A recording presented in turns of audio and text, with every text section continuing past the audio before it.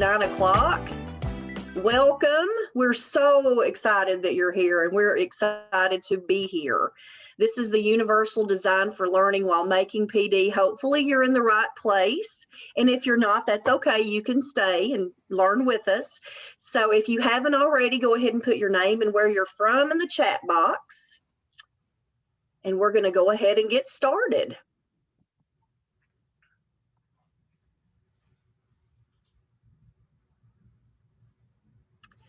All right, so we are going to have a few resources that we need you to access. Go ahead and next slide, please. All right, so hopefully you got some communication from us, from the emails. If not, that's quite all right. There's a UDL self-assessment we would like for you to take. And don't be shy, this is a safe space. If you didn't just blow it out of the water, don't worry. I didn't either the first time I took it. And this is very important. On nearpod.com, there is an access code right here in the top corner of your screen, ZA24S. So on nearpod.com, if you will go and put that as a student, we would really appreciate it, because we have our slide deck is real interactive and we want you to be able to engage with us this morning. So we're going to give you a couple of minutes to do those things. And while we're doing it, we're going to go ahead and introduce ourselves. I'm Christy Bentley. I'm from Conway. I'm currently a library and media specialist at Gemstone Elementary. And right now I'm a student at the UCA Digital Age Teaching and Learning Program. I'm getting my Ed Specialist degree. I'm super excited. It has been awesome so far.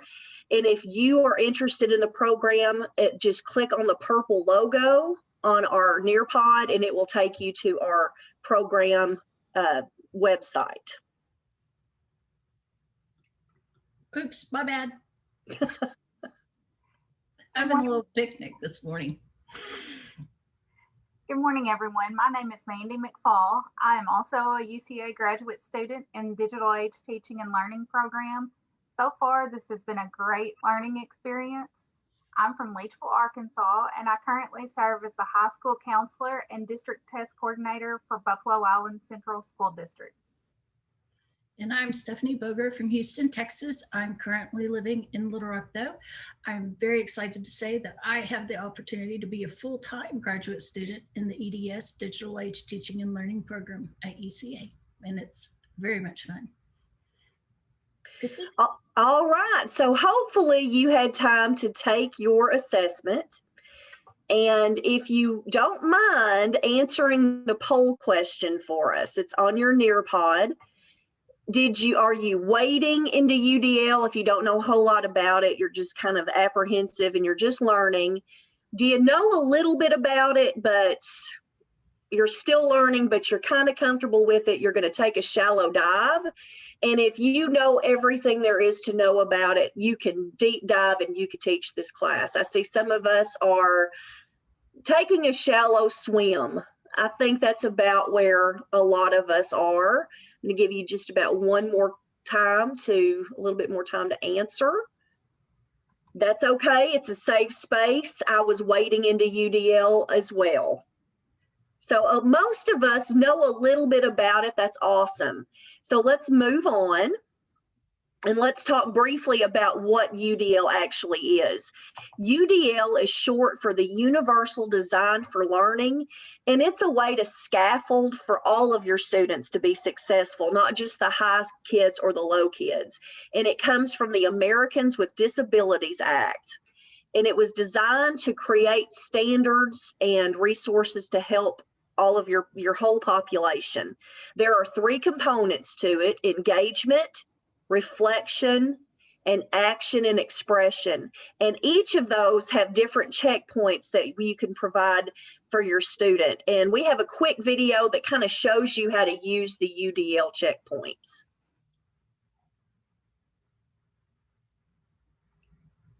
For each principle that we mentioned, There are 3 major guidelines and several checkpoints.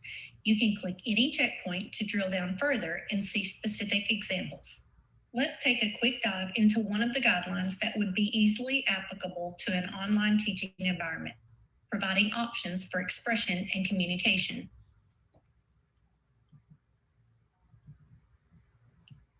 Here you'll find a detailed explanation of how providing options for expression and communication supports the principle of providing multiple means of action and expression. You will also find multiple checkpoints for providing expression and communication. One way to do that would be to use multiple tools for construction and composition, checkpoint 5.2. Here we can read about why it's important and we can see actual suggestions. In this case, we're talking about allowing learners to use tools that match their abilities and the demands of the task. We could do things like providing software or web applications relevant to the task, such as using story webs, outlining tools, or concept mapping tools, or we could even provide a choice board of these tools. All right, so we're going to talk more later about that website and kind of some of the things that are in it. But what are we going to learn today besides UDL? We have a lot planned and we have 2 basic goals. Our first one is that you're going to observe UDL checkpoints being used during a maker lesson. That's our very first one. And our next one is why did we choose a maker lesson? We wanted to tell you that too. Maker lessons are great ways to engage your students, and that's one of the UDL frameworks is engagement. And it's something different for your kids, and it reinforces the concept because they really have to think creatively and out of the box. So instead of just sitting there listening to you, they actually get to participate and they can really remember the concept. And our second goal is we're going to find at least one strategy, just one, that you can use immediately with your virtual and on-site students. We hope that you find a ton, but we know that UDL can be kind of overwhelming. So just concentrate on one. Just start small and work your way up. So it's our hope that you can find something that you can immediately use in your classroom. Now, before we get started, we have a few housekeeping things that we need to do. Now, since we're online, engaging with you is a challenge, and engaging with your students online is always a challenge as well. So in order for us to engage with you, we have a couple of ways that we want you to communicate with us, and we'll communicate with you. If we were doing this with students right now, we would set our behavior expectations and we would just give specific examples of ways we wanted our students to behave. Stephanie's going to start. She's going to go over some American Sign Language that you can use with both of your virtual students and your on-site students. Okay, so I need you guys to participate with me. I can see you in the windows. First of all, this little boy saying I love you, and I think that's so cute. But we're going to start with ASL, American Sign Language, and here are just a few things that we'd like for you to know. First of all, something that I think a lot about when I'm in presentations is, oh, that's me too. So simple, me too, your hand like this, point your thumb towards yourself, and me too. Give it a try. Thank you. Excellent. The next one is, and you might need this with Christy, is slow down. You put your hand on top and just pull back. That's slow down. Or if she just goes off the rails, stop. That's the easiest one. Just get her to stop. Now, some other things that the kids would enjoy doing, as well as you guys, is answering without having to unmute or anything like that. So if you're with us and you're understanding it, or a light bulb goes off, all you do is point to your head and nod. Yes, it's going well. Or if we ask, is everything going well? And it's not, no. So those are a few things. And the last thing we'd like to teach you is, and we hope you're ready to say this at the end of the session, is thank you. Hand at chin and out. So here we go. Me too. And slow down, stop. I'm getting it. I'm not getting it. And thank you. And Thumbs up are always good too. I don't know what that is in sign language. It's thumbs up. All right, while we're doing our lesson, it's really important that you show that you're paying attention to us. And if you're the teacher, you really want to know that your kids are listening. So we want you to be active listeners. When we're talking, if nod your head, give us a little sign that you're listening. Be respectful to the other participants by making sure that you're muted unless you have something that you need to say. Now, a lot of you are not camera ready today, and that's okay. It's a Saturday morning, I get it. But you can still participate through our interactive activities and through the chat box. So be sure that you're engaging with us this morning. And lastly, dun, da, da, da, there will be a door prize at the end. So if you stay engaged with us through the whole thing, you will qualify for the prize at the end. So woohoo, come on down and engage. All right, we are going to go ahead and get started. Our maker lesson today is very simple. We're just going to make a paper airplane. Maker lessons don't have to be making robots or doing anything complicated. They can be simple, just like this. And if you're not familiar with doing a maker lesson, this is a great one to start with. So we have compiled a bunch of concepts that you can use if you're a different teacher in different classes that you can use with this activity. And we also have a resource book that we're going to provide the link for at the end that gives specific lesson plan ideas.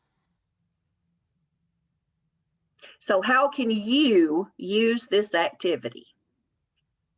So with math concepts, you can use your UDL with the airplane simply by checking flight trials. You can do the mean, median, and mode. This one's for you, Miranda, shout out. And also with weight and measurement, how heavy are you using cardstock for your paper airplane? Are you using regular paper, or is it some flimsy thing that I used but made it to the couch the other day? Adding and subtracting. Very fine. Graphing. Another thing is science concepts. You have diversity in there. What kind of paper, and scale, quantity, absolute, relative, and then cause and effect. If you put a little tail flip as part of your airplane, what does that make your airplane do?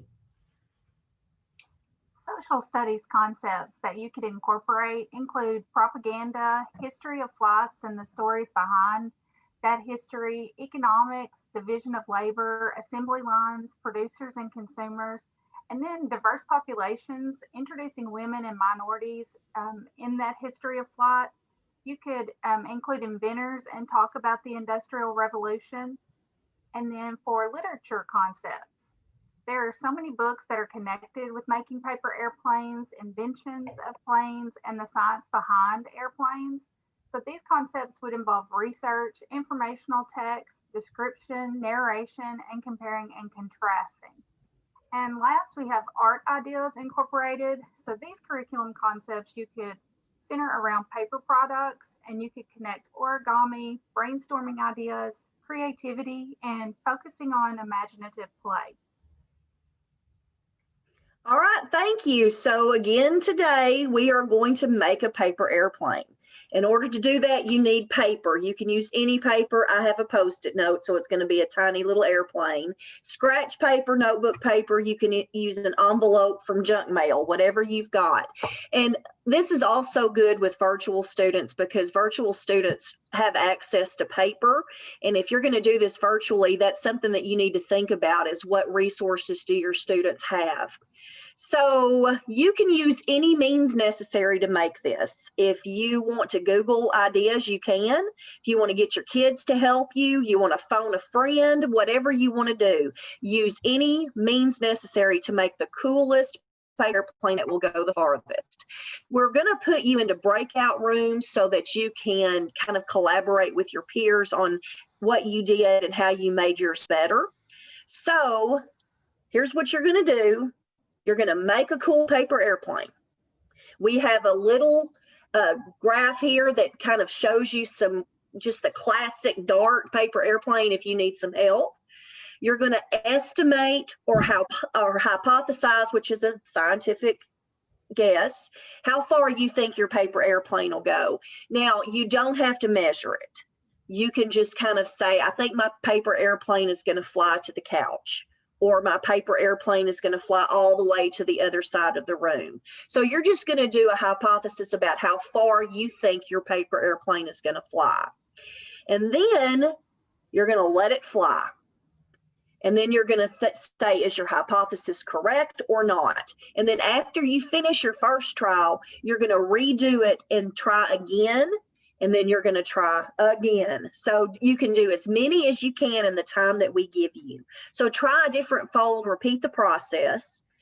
Don't forget, you're going to make a cool paper airplane, phone a friend if you need to, and repeat the process. We're going to put you into breakout rooms for 5 minutes. Now, some of you are not social, and that's okay. You don't have to be. This is a safe space. If you just want to make your own paper airplane, you just be in that breakout room and you don't have to participate or talk. We would love it if you did, but just do your best and leave your camera on while you're flying your airplane so that everybody can see what you're doing. This is going to be exciting and fun, and we hope that you enjoy it, and we're going to put you into your breakout rooms. So fly, hypothesis, fly again. So here you go, guys.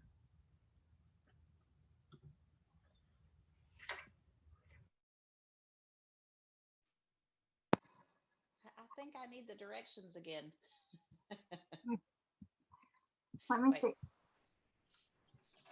me see, I can post them for you. I've got Google. Okay. I have my airplane made. It's a little wonky, but it's been a while since I made an airplane. I'm a terrible airplane maker. I think that mine will probably fly 5 feet, maybe. That's my hypothesis. All right, I have a really big piece of paper, and I think the shape of it is problematic. So I'm going to do one just without cutting it. I think I need to cut it to make it more of a square and less of a rectangle. But we'll see. Just a big piece of paper.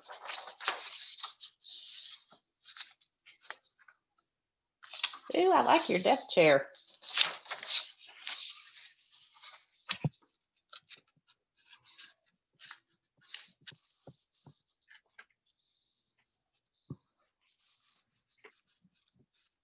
Katrina, yours went further than mine. When we did this, mine just dropped off on the ground. Mine literally nosedived and did a little circle, so it did not go 5 feet. No, mine didn't either. It didn't go very far when I did it.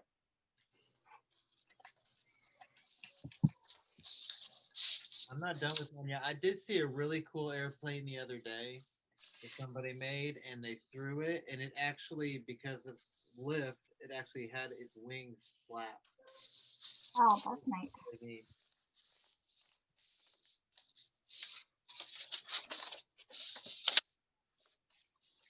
All right, Oh, that's pretty good. I'm going to hit the piano. No. Ah, I hit the wall. All right, there's mine. Rubric and I'm going to aim for the cat.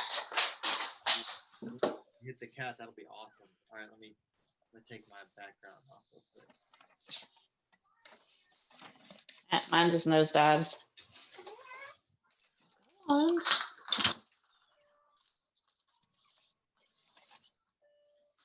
Okay.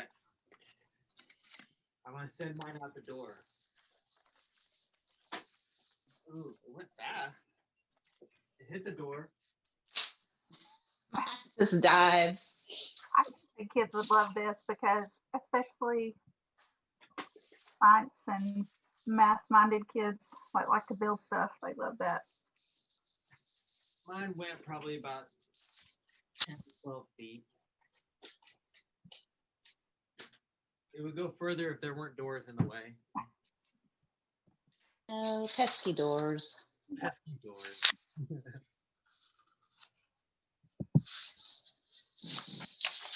Right.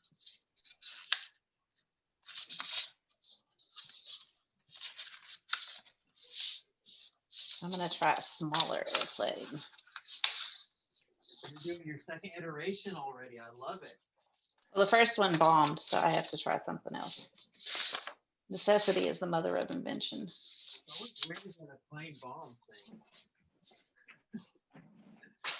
Huh.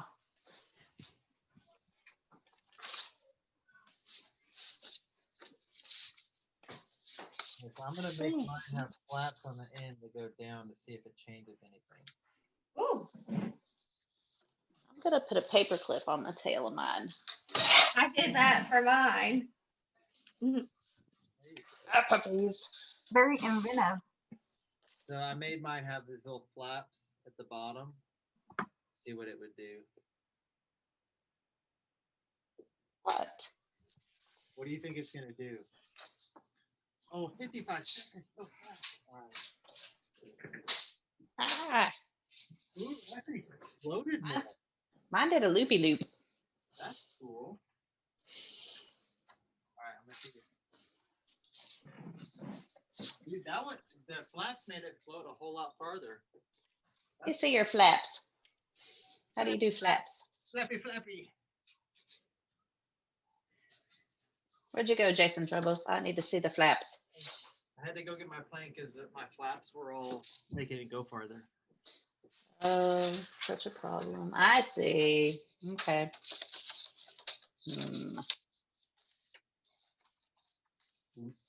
You would think it would limit the lift, but it didn't. Physics. See you in a minute, or 2 seconds. Nice. So let's go to our collaboration board. All right, are we back? Okay, I hope that you had a good time doing that. I know it's kind of awkward as a grown-up to do things like that, but your kids will be so competitive and really get a lot out of that. So at this point, we want you to have the opportunity to kind of discuss ways that either you made your paper airplane better or what problems that you had with it and how you corrected those problems. We just want some of your successes or mistakes on our collaboration board. So make sure that you go ahead and answer innovative ideas to make planes better in a short time. So go ahead and write something on that and you'll have to click submit. So let's see your successes and your mistakes.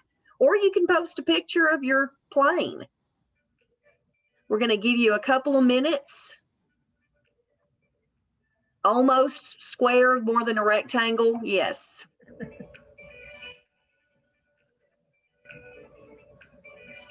Any others? Don't be shy.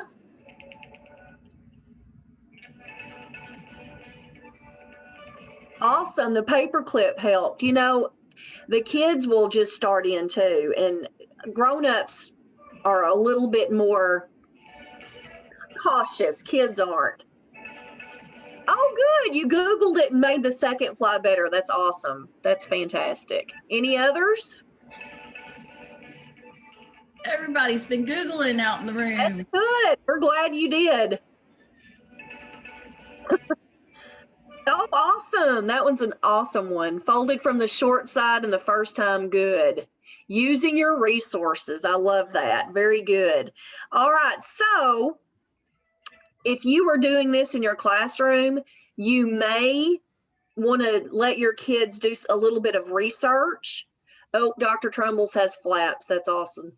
Hopefully, But you might want to let your kids do some research and then try this again and see how it changed.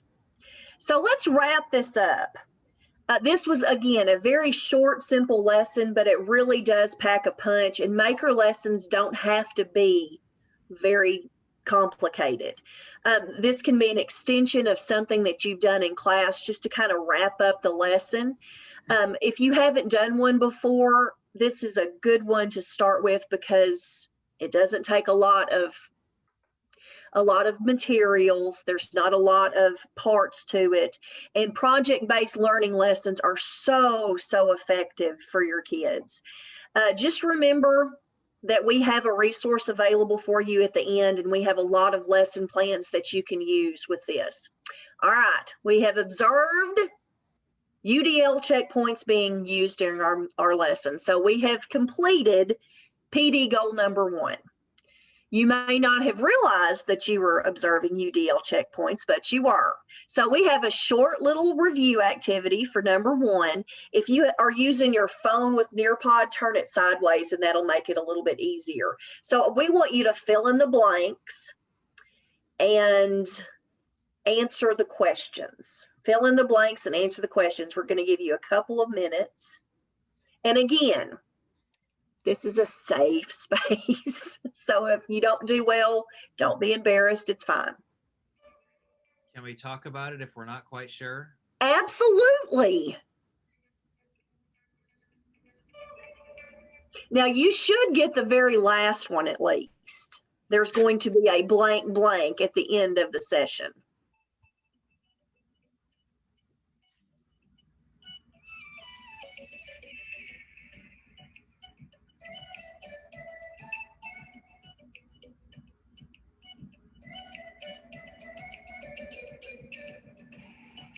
Don't forget to hit done, and don't worry, your names are all hidden so no one will know.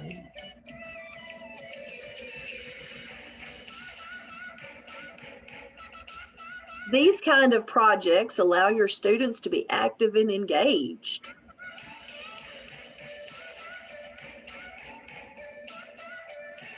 Is everybody with us? Christy. Oh my. All right. How are we doing, Stephanie? We are at 1:15. Do we have a lot of, oh no. Let me see. I think we're good. Okay, we're going to do one more second and then move on. All right, I'm going to read the answers to you so that you'll know. Oops, go back. Yep. Okay, UDL provides accommodations and support for all students. Examples of active listening are nodding your head and sign language. A hypothesis is an educated guess. Maker projects allow students to be active and engaged. Learning goal number 1 was to observe UDL checkpoints during a maker lesson. And if you're engaged today, you qualify for a door prize at the end of the session. All right. Very good. Okay, we're going to move on to our second PD goal, which is to find at least one strategy you can use today. And you may have already found a strategy, so that would be awesome. So why did we use UDL? First of all, UDL, next slide, please. Next slide, please. All right, first of all, UDL is an Arkansas state law. And this was news to me. Prior to this class, I had never heard of UDL, much less that it was a state law. It is being used in colleges and universities right now. It's a law that they do that. It's included in the curriculum, and it's how the teachers format their classes for teacher prep. And so because of this, you know, if they're teaching teachers to do this now, you know it's going to come on down the pike to us. So if you haven't already heard of UDL, you will. But the best and next reason is because it's good for your students. It scaffolds for all of your students, not just for the highest and the lowest. You know, the middle kids sometimes get left out of those scaffolds and supports, but this helps accommodate for everybody. So we are going to tell you how we used UDL in our lesson. Remember that UDL stands for the Universal Design for Learning, and it provides scaffolding for all of your students. And there were 3 categories: engagement, representation, and action and expression. I'm going to go over the engagement piece, and engagement is designed to create purposeful, and motivated learners. We want you to be purposeful and motivated. Our first thing that we did to do our UDL checkpoint is we set learning goals. And I know that a lot of you have to do I can statements and objectives, and you have to write them on the board. Make sure that you make those a big deal, because when your kids know that they've met a goal, it means something to them. So that's the first one, set a learning goal. The second one is to vary activity types. Try to make your activities short and sweet, 5 to 6 minutes each, and just vary those to keep their engagement. If you talk, they get bored. Offer a reward or incentive. Now, don't even tell me that you weren't excited to engage with us because you knew there was a prize involved. I know you were. So the next one is authentic, active, and novel. And maker lessons are such a good way to keep the kids active. And this is something different that they don't always get to do. Usually they get in trouble for paper airplanes. Next, we accepted and supported. I said all the time, this is a safe space. It's okay to make a mistake. And we also encouraged you to collaborate with your peers and get help. Okay, and lastly, we let everybody have a voice. If you weren't someone who likes to talk in a group, we put you in a breakout room that was smaller. Even then, if you didn't want to talk, you had the opportunity to do our collaboration board. So these are the whys of learning. And so those are ways that you can do engagement. The next one is representation. The second principle of the universal design for learning is representation. This is how to make knowledgeable and resourceful learners. So it's the what of learning, how the learner actually acquires that new information. So first you need to know your audience and know the learning needs of that audience. So the first point offers ways of customizing the display of information. When you're just using print materials, the display of information is kind of fixed.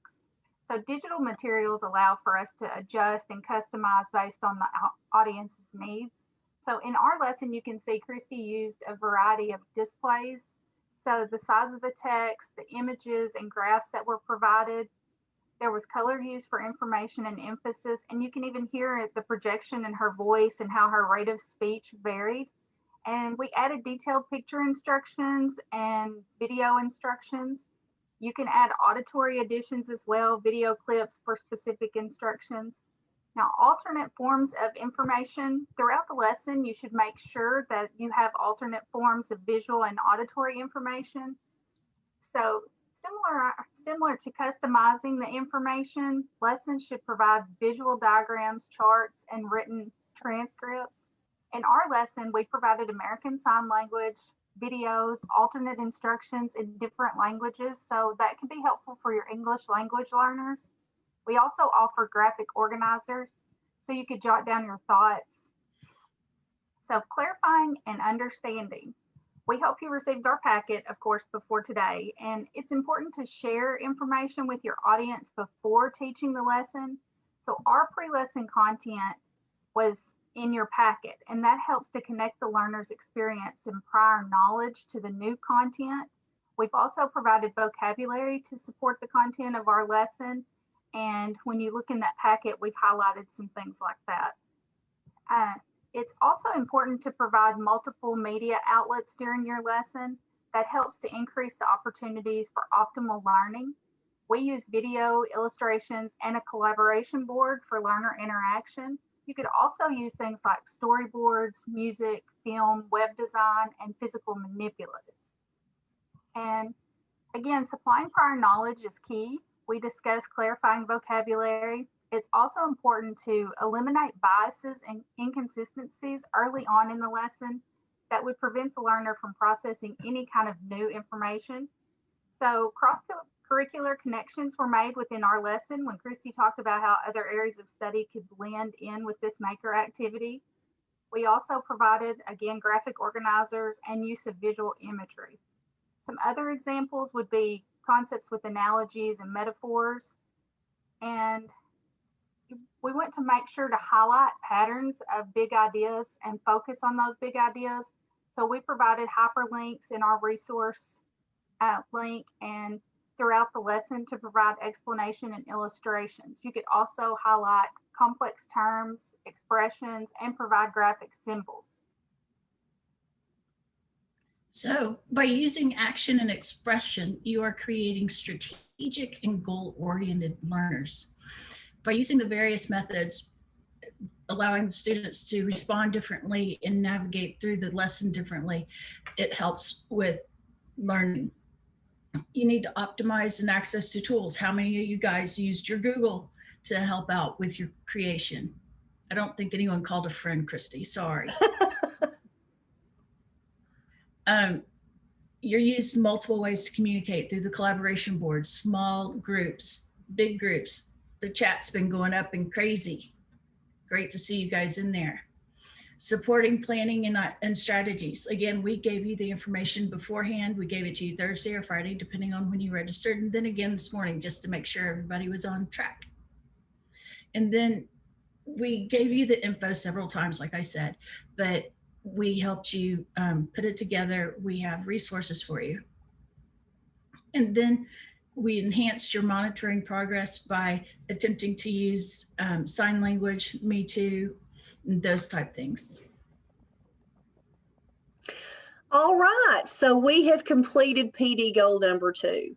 Now, when I was doing the lesson, I did a lot of these things, and you don't even realize that when you're teaching, you do a lot of these things. They're just checkpoints. And somebody said, I can't remember who it was, said that they were colorblind. So that's another thing that we need to kind of look for. I thought that was I never thought of that before. That's very interesting. So we need to find at least one UDL strategy that you don't already use to use immediately with your students. And I hope you did. And I hope you got a lot out of this. And so we are going to do one final activity. So stick with us. We still have to find our winner. We are going to do a game called Time to Climb. So go ahead and get your devices. We need you to enter on in there, and we need players for our game. Oh, there's somebody. All right, here's somebody else. And I'm going to go ahead and show your names so you can see who wins at the end. All right, I love it. Here we go. We need a couple more. I think we're still getting people in. Oh, we're going now. We're going now. Okay, get going. Question 1, and you have to click submit. Oh, Dr. T has 10 points. There you go. All right. The second question, make sure you click submit.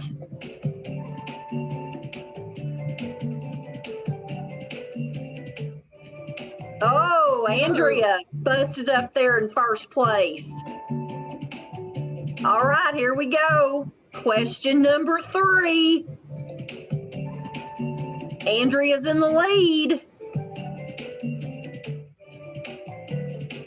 Oh, Dr. Wake. Ooh. Snap. All right, our winner of the door prize, which is a fabulous Amazon gift card for $20, is Dr. Wake. Let's hear it for Dr. Wake. All right, so that is a very fun way that your kids would love. They're so competitive. They would love that. We have some resources that we're going to send to you at the end of this. Don't feel bad. You earned it fair and square. Fair and square. So we have a UDL packet that we're going to send to you that has a lot of lesson plan ideas that you can take and use for your specific content area. So we're going to send that to you. We also have the website that you can use to find all of the UDL guidelines. It's cast.org. Is that right? Cast.org. And it's got all of the guidelines. It shows you all of the checkpoints and all of the ways that you can use UDL in your classroom for all of your students. So that being said, thank you for having us today and for letting us be part of your Saturday morning. We know that it's bright and early, and we so appreciate you being here. And we had a really, really good time engaging with you. And we hope that you learned something today. And by the way, we used nearpod.com. You can use Nearpod as an extension of Google Slides. That's how we made this. Google Slides is super easy to use, and you just it'll have add-on, and you can download the Nearpod add-on and do all of the interactive things with it. And your kids just have to have the link, and they will love it. So thank you so much. We have some time here. We have about 5 minutes for questions and answers if they would like to ask any questions. We're good on time. Fabulous. You can either ask the question through the chat and we'll read it aloud, or you're welcome to unmute yourself and ask it live.